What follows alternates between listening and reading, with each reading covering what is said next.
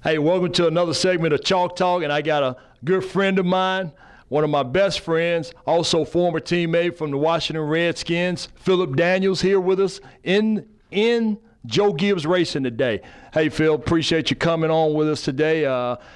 Let's take it back a little bit. Georgia Bulldog, then making it to the NFL. When did you want to play football? When did you know that was going to be a reality for you growing up? Well, I didn't know. I didn't know until my senior year in college.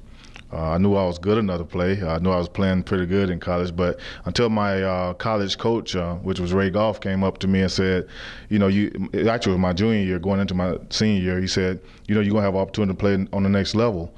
And I said, for real? And I was just trying to go to school, get my degree. That's what I was trying to do. But then when he told me that, I just kept working, man. I didn't change anything. I just kept working, being me, and it worked out.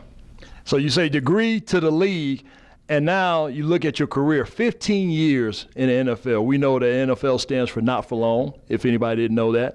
But you had the opportunity to play 15 years. You probably never expected to play that long. And, just that whole journey and the different teams that you went on, just talk a little bit about that. Well, it was a blessing to play as long as I did. I had a lot of injuries. I battled through a lot of them. And the one thing for me, I was able to play through a lot of those injuries. And you know how that is. A lot of guys come into the league to get those injuries and they're gone. But starting out with Seattle, being drafted in the 4th round, 99th pick overall, I had no expectations. I just wanted to go in there and try to get a spot. My first year I backed up, and the second year I started. And after that, it was downhill. I ended up playing pretty well in Seattle, didn't have an opportunity to get a nice paycheck with the Chicago Bears and going over and playing for them for a little while. Played there 4 years and ended up with the Redskins and played 7. But I tell you what, my goal was to get 10. After I got the first 5 in, my goal was to get 10. And then after I got to 10, I just took it 1 year at a time. But I never expected to play as long as I did. But at the same time, I went out there and I handled business. I took football serious. I went into the meeting rooms. I wrote every note down. I watched film like crazy. And you know how it is. You study and do the things you need to do, you'll stay around for a long time.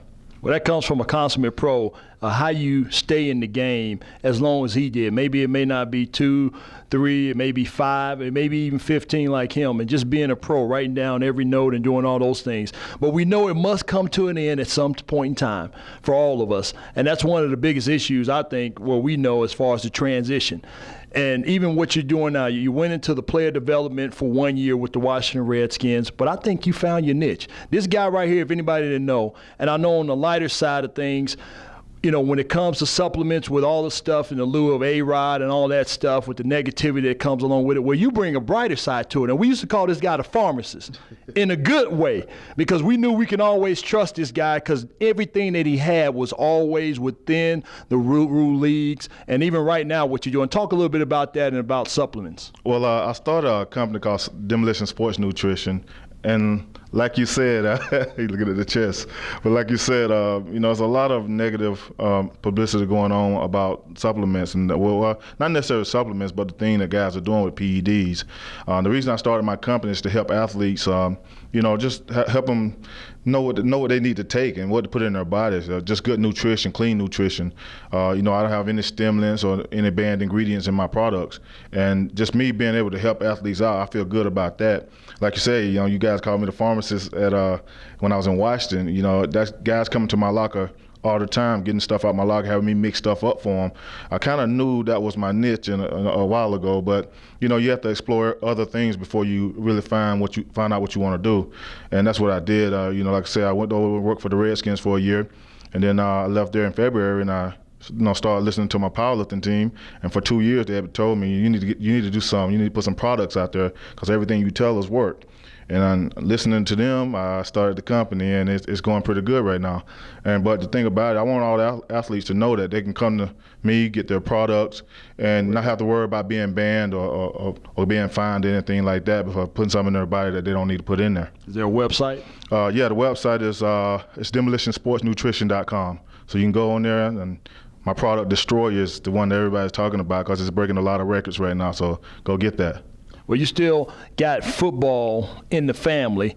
You know, you got a current player playing right now, probably will be in the NFL, and that's your son, DeVaris Daniels, number 10 at the University of Notre Dame, Fighting Irish. I think I went there too. But DeVaris had an unbelievable game in the championship game. A lot of people know that he had 115 yards receiving, was one of the highlights. And coming into this year with Coach Kelly, obviously a new quarterback back in the spot with Reese, what do you see for your son, DeVaris Daniels? He's going to have a great year. And for one, he's on my product, so that's one thing that's going to help him. But he's just an awesome athlete, you know. Just watching him through high school and to see him grow up and just seeing his athletic ability, you know, he's just an awesome and a great athlete, you know, and he's going to go out and do his thing. The Alabama game really put him on the map, you know. I always knew he could do that. He just needed to get more balls thrown his way, and they threw the ball this way that game. But I think this year he'll get a lot more balls, and he'll be able to do some of the things he always wanted to do. And he's just excited, you know. He's one of those kids that he's humble, but at the same time, he want to go out there and make plays and make everybody around him happy, you know, and help that team win. I know Golston's gone this year, the quarterback, but they got Tommy Reese there, and Tommy Reese grew up right down the road from us. And they actually played each other in high school, so that's his boy, you know, and I think that connection is going to be pretty good for them this year. A lot of balls coming his way. Well, as we close, you took a tour around the race shop, Joe Gibbs Racing. A lot of times people don't know what really goes on behind the scenes. What was the one thing that probably, you know, you didn't know about until you came here that was like, wow, this is pretty awesome? Just how many cars are just around the place, sitting around the place that they work on day in and day out, you know, and they have to have so many cars and get ready for each race. And I'm going down and seeing, like, you see about 5 or 6 of the same cars. I'm like, what? Why they got so many cars, you know? But you have to understand that, you know, these races, you know, accidents happen and things happen. They have to have a whole lot and have to have backups. But that surprised me the most, and just how hard the guys here work on the cars and get things done, and they have to be on a time schedule, you know. And a lot of times in life, we kind of underestimate the time, you know, time schedule and staying with that schedule. And these guys have to, because they get behind and the whole race team's in trouble.